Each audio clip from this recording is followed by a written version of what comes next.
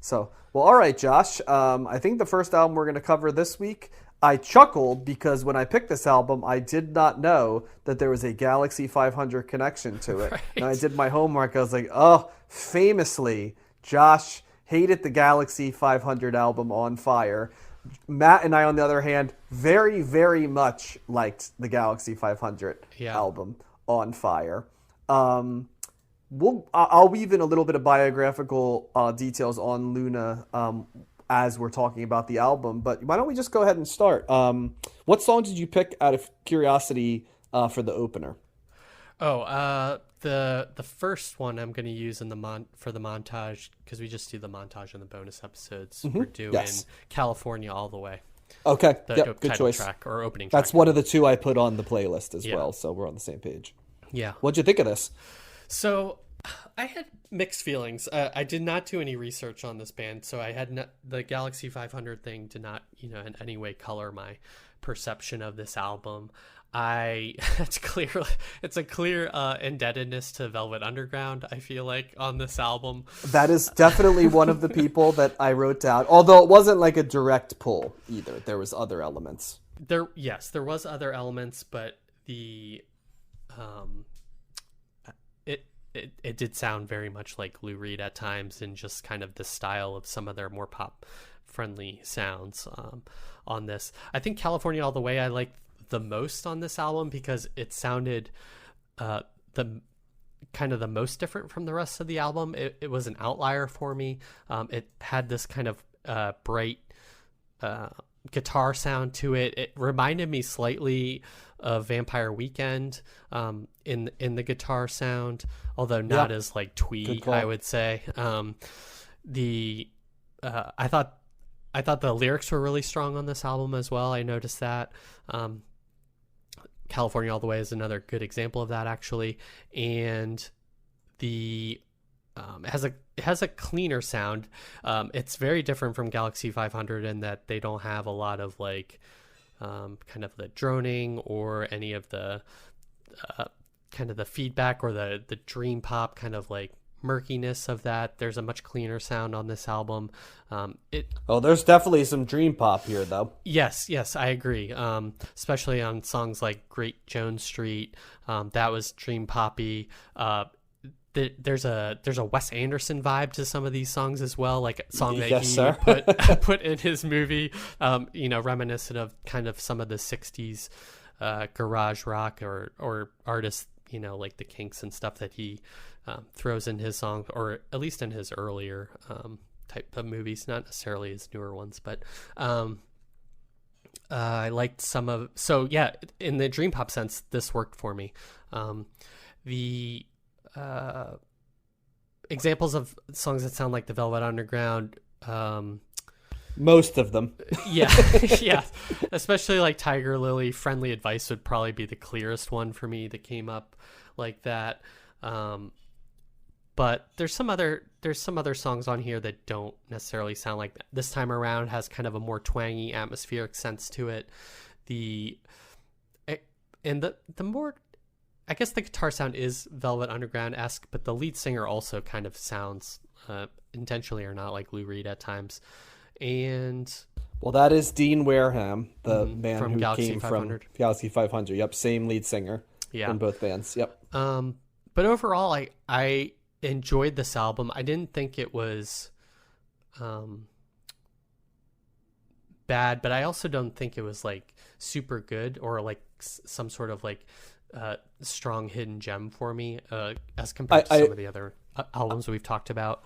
I also do want to point out that Sterling Morrison from I saw Velvet that too. Underground played on Friendly Advice and Great Jones Street, so it's funny that you mentioned they sound like Velvet Underground songs, because I'm like, yes. Yes, thanks for bringing that up, because I did see that on Wikipedia. I was like, oh, okay. Oh, you did? Yeah. I listened to the album first, and I actually wrote about one. I'm like, I quickly got the Velvet Underground sound and stuff, but I'm like, God, even the guitar sounds like referential there. And then as I was doing the research later, I was like, well, that makes a lot of sense as to why the guitar sounds like, because it literally is Sterling Morrison. So yes, I didn't read that until after I listened to it the first time, and then that made sense. But I also definitely wrote that there was Hammond organ on this as well because I can Yeah. now recognize that as a sound. Yep. And sure enough, went and saw that it was used on 2 songs. So I'm getting a little smarter. But yeah, this I guess this doesn't raise the bar because it's like almost too much of an homage or beholden to Velvet Underground, and there wasn't enough variety in the album. I thought California All the Way was like a promising start, and I was interested to see where it would go, and then it kind of regressed to this sound that from track to track pretty much stayed in that same lane the whole time.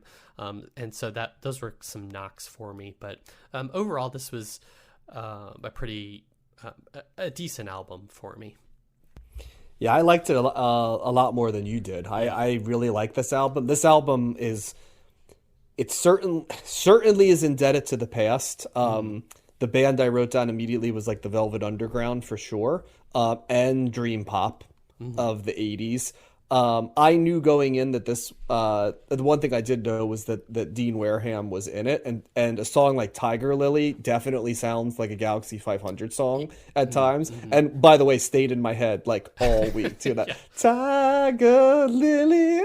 Yeah, there are also guitar parts of this song that very much stayed in my head all week. But this also though sounds a lot like indie rock of the like late 2000s 2010s as well. Yeah. And you mentioned Vampire Weekend, and certainly that's one group Yep. that I would say, but there I could rattle off like a bunch of other like groups that this sounds like as well, and I kind of will on demand if need be. As I was listening to this, I was thinking it's a shame Matt isn't here this week because he would be as equally enthusiastic about this as I was, because Yeah. this is like if you took Dream Pop and you put it with like indie rock, Yep. and you sort of smoothed out the edges of Dream Pop, and you yeah, and so as a result it sounds like 1,000 different things. I saw this group compared a little bit to Television as well, and definitely the guitar tone of this I Okay. can see why I wouldn't have thought it initially, but I can definitely see why when it's brought up that people might think that, because there Yeah. is some tone elements, but yeah, I mean, and it also sounds of its time too. It sounds like a lot of other stuff. I saw the guy from Mercury Rev was on this album as well, which definitely fits as well because it's there. The Boo Radleys are another group. We haven't covered them, but this sounds a lot like them as well, and they come up a lot. And I'd written their name down as well. But a lot of this really works for me. It's got the space that I love. It's like a grower in that it's got space. It's great driving music for me because it catches your attention enough that it's there, but it also can blend in if you need it to. It's very versatile music in that once again I can put it and it can sort of background score what I'm doing, but also I can sit down and give it a more attentive listen.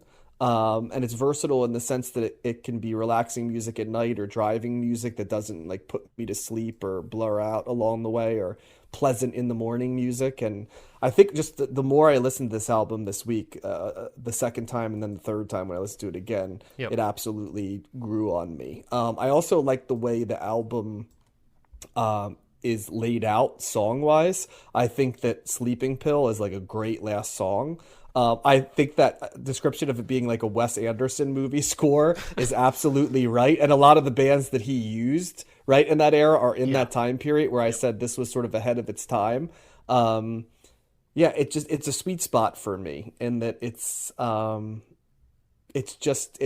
very soothing music, and I like the wrinkle of taking the dream pop and adding in more pop sensibility to Yep. it. It really worked for me. Yeah, and that's a perfect summation of why I liked it more than, historically I do not like dream pop. So those sanding off of the edges and kind of making it less dream poppy and more poppy, or at least like merging the two. That's why. Well, It worked. and there's times where the Velvet Underground, while we sort of say they the most influential band for finding like pretty Yeah. much like they and then the Stooges, are another one that seemed Yep. to be like way ahead of their time. But I think also though the Velvet Underground, when you look at it's easy to see like a Velvet Underground influenced act, but I would even say that some of the things we covered from the 80s, like certainly indie rock and even dream pop, the Velvet Underground have some expansive songs as Yeah. well that are like down tempo and could get a little bit I wouldn't say. I mean, you could draw a line from what they did to like shoegaze, especially on like White Light, White Heat, right? Like what Yes, they were doing definitely. on that album. So Hmm. it's not surprising that a group that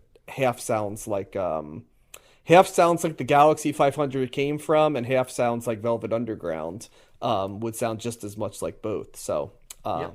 this one definitely gets a thumbs up for me. I enjoy this. It passes the test, by the way, of do I want to hear more music from Luna, and I do. So. Well, their '95 album, at least on Best Ever albums, is higher rated. This is the number 2, and so that '95 album is number 1, and that album is called Penthouse. Okay. Well, it might be worth another visit, and I 2 for 2 for Mr. Wareham for me at least, because I Nice. like both of the groups he's involved in. So I heard that later like this group replaced somebody and they brought in I think a new bassist, a female bassist, and then he ended up marrying her. Oh, So and they perform together now as a touring group. But she is not a member of this specific version of the group right now, and I don't want to keep saying she. So, Britta Phillips is her name. so do they tour? Just for clarification, do they tour as Luna or Now are they a different it's name? yes, now it is Dean and Britta is Oh, who they okay. tour as, a Got it. two-person group. Yep. So, Nice. yep.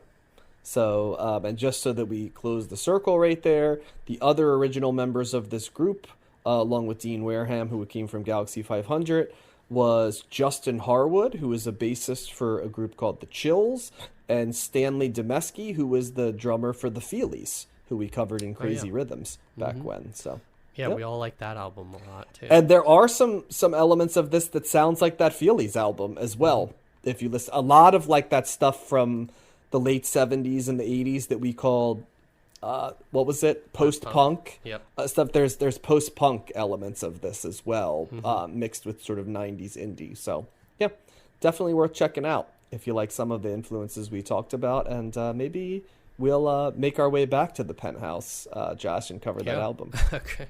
Yeah, good deep cut for those looking for something off the beaten path.